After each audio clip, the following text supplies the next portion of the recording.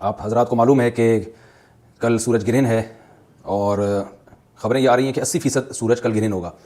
اس بارے میں اسلامی حکام کیا ہیں, شریعت کیا کہتی ہے, اس کے لیے علماء نے سوچا ہے کہ کچھ باتیں عوام تک پہنچائی جائیں. تو اس لیے میں نے بھی ارادہ کیا کہ شرعی حکام اس بارے میں بتائے جائیں, اس میں حکمتیں کیا ہیں. رسول اللہ صلی اللہ علیہ وسلم کے دور میں سورج گرہن ہوا ہے. آپ صلی اللہ علیہ وسلم کے نرینہ اولاد نہیں تھی, آپ کو اللہ نے اولاد دی اور آپ کے بیٹے کی موت واقع ہوئی. یہ ایک بہت بڑا حادثہ تھا اس وقت, کیونکہ عرب میں نرینہ اولاد کی بڑی ویلیو تھی. آپ صلی اللہ علیہ وسلم کو اللہ نے بیٹیاں تھیں, بیٹا نہیں دی, اور بیٹا دے کے اٹھا لیا. تو ایک بہت بڑا واقعہ تھا, اور اللہ کی قدرت کے اسی دن سورج بھی گرہن ہو گیا. تو عرب یہ کہا کرتے تھے, زمانہ جاہلیت میں یہ بات مشہور تھی کہ کوئی بہت بڑا دنیا میں واقعہ ہوتا ہے تو سورج یا چاند گرہن ہو جاتے ہیں. اسی دن سورج بھی گرہن ہوا تو یہ بات پھیل گئی کہ محمد صلی اللہ علیہ وسلم سید الانبیاء رسول اللہ صلی اللہ علیہ وسلم کے بیٹے کی چونکہ موت واقع ہوئی ہے اس لیے سورج گرہن ہوا ہے. آپ صلی اللہ علیہ وسلم نے اس بات کی تردید فرمائی اور آپ نے فرمایا ان الشمس والقمر آیتان من آیات اللہ لا ينکسفان بموت احدہم, کہ سورج اور چاند اللہ کی نشانیوں میں سے ایک نشانی ہے. لا ينکسفان بموت احدہم آیاتہ, نہ تو یہ کسی کی موت کی وجہ سے گرہن ہوتے ہیں نہ کسی کی زندگی کی وجہ سے. بل یخوف اللہ بہما عبادہ, اللہ ان کے ذریعے اپنے بندوں کو ڈراتے ہیں. یہ بخاری مسلم کی حدیث ہے, اپنے بندوں کو خوف زدہ کرتے ہیں. تو یہ اللہ کی نشانیاں ہیں, اور آپ صلی اللہ علیہ وسلم نے اس موقع پر نماز کا حکم دیا, اللہ کے سامنے عاجزی اور انکساری کا حکم دیا. دیکھیے یہاں ایک بہت اہم پوائنٹ کی بات ہے ان لوگوں کے لیے جو اسلام کے خلاف ہیں, جو محمد صلی اللہ علیہ وسلم سرور دو عالم سید الانبیاء صلی اللہ علیہ وسلم کو سچا نبی نہیں مانتے. ان کے لیے اس حدیث میں آپ صلی اللہ علیہ وسلم کی نبوت کی ایک بہت زبردست دلیل موجود ہے. ایک واقعہ ہوا ہے آپ صلی اللہ علیہ وسلم کے بیٹے کی موت کا, اور عرب یہ ویسے ہی کہا کرتے تھے کوئی بہت بڑا دن ہوگا تو سورج گرہن ہوگا. تو کوئی بھی شخص جو جھوٹا نبی ہو, آپ خود بتائیے کہ کیا وہ ایسے موقع پہ اس واقعے کو اپنے حق میں کیش نہیں کرائے گا, اور وہ یہ کہے گا نہیں کہ میں تو پہلے ہی کہتا تھا کہ میں بہت بڑی شخصیت ہوں اور میرے بیٹے کی موت ہونا, ایک پیغمبر کے بیٹے کی موت ہونا ہے, تو یقیناً یہ اس اللہ کی طرف سے ایک نشانیہ ہے, یہ نشانی ہے سورج کا گرہن ہونا, یہ بتانے کے لیے ہے کہ واقعی یہ بہت بڑا دن ہے, اور میں یعنی یہ بہت بڑا دن اس اعتبار سے کہ ایک نبی کے بیٹے کی موت واقع ہوئی ہے. لیکن آپ صلی اللہ علیہ وسلم نے یہ سب نہیں کیا, اور آپ نے بتایا کہ سورج اور چاند کے گرہن ہونے کا کسی کی موت یا زندگی سے کوئی تعلق نہیں. اور سائنس نے بھی ثابت کر دیا ہے کہ یہ ایک سائنٹیفک حقیقت ہے کہ جب زمین اور سورج کے درمیان چاند آ جائے تو سورج گرہن ہو جاتا ہے, اور جب چاند اور سورج کے درمیان زمین آ جائے اور سورج کی روشنی چاند تک نہ پہنچ رہی ہو تو چاند گرہن ہو جاتا ہے. یہ اس میں عبرت کی بات بھی ہے ان لوگوں کے لیے جو آپ صلی اللہ علیہ وسلم کی نبوت میں شک کرتے ہیں. البتہ آپ صلی اللہ علیہ وسلم نے اس موقع پر ہمیں حکم دیا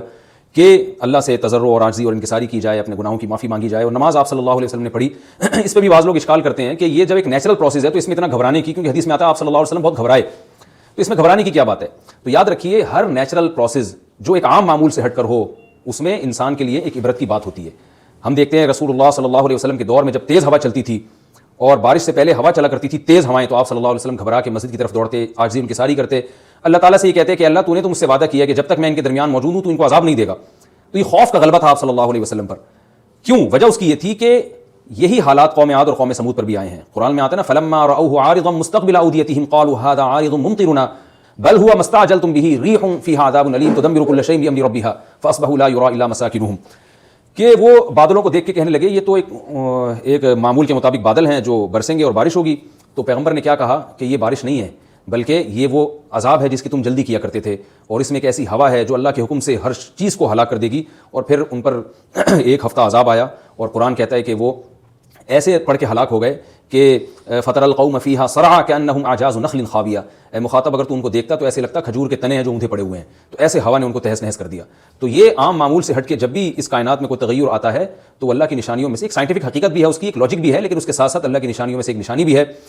اور ایسی نشانی ہے جس سے ہمیں ڈرنا چاہیے کہ اللہ تعالیٰ کو اختیار ہے وہ جب چاہے سورج کی روشنی چھین لے, چاہے کسی بھی طرح سے چھینے. اور یہ بھی ایک سائنٹیفک حقیقت ہے جو آپ صلی اللہ علیہ وسلم کی نبوت پر جس نے ایک مہر لگا دی ہے کہ سورج اور چاند کا گرہن ہونا, اگرچہ اس کی ایک لاجک ہے کہ چاند سورج کے سامنے آ جائے تو سورج گرہن ہو جاتا ہے, لیکن اس بارے میں جو ہماری تحقیق ہے, جو سائنسدان کہتے ہیں کہ یہ وقت اس یعنی خطرے کا وقت ہوتا ہے. سورج سے ایسی خطرناک ریز نکلتی ہیں جو نقصان کا سبب بن سکتی ہیں, تبھی بعض حضرات سورج کی طرف دیکھنے سے بھی منع کرتے ہیں. اور یعنی نظام میں تھوڑی ایک عام نارمل روٹین سے ہٹ کے اس کائنات کا نظام چلتا ہے, تو اس لیے یہ اس کائنات کے لیے, زمین کے لیے ڈینجرس ہو سکتا ہے. اور جو گریوٹی اور جو کشش کا نظام ہے اس میں بھی خلل واقع ہوتا ہے. تو ایسا نہیں ہے کہ یہ بالکل ایک نارمل کنڈیشن ہوتی ہے اور اس کا کوئی نقصان ہی نہیں ہے, یہ بالکل غلط ہے. اس میں نقصان کا بہرحال خطرہ ہے, اور اس بات کا امکان موجود ہوتا ہے کہ قدرت انسانوں سے انتقام لے یا انسانوں کو نقصان پہنچائے. اور ویسے بھی جن کے دلوں میں اللہ کا خوف ہوتا ہے وہ تو ویسے ہی اللہ کے وہم من خشیتہ ہی, قرآن مجید میں اللہ تعالیٰ کے ارشاد ہے کہ مشرکین بار بار یہ سوال پوچھتے تھے قیامت کب آئے گی کب آئے گی. اللہ فرماتے ہیں لیکن جو مومنین ہیں ان کو اس سے غرض نہیں ہے کہ کب آئے گی. والذین آمنوا مشفقون منها, وہ تو قیامت سے گھبراتے ہیں کہ پتہ نہیں ابھی نہ آ جائے. تو جس کے دل میں اللہ کا خوف ہوتا ہے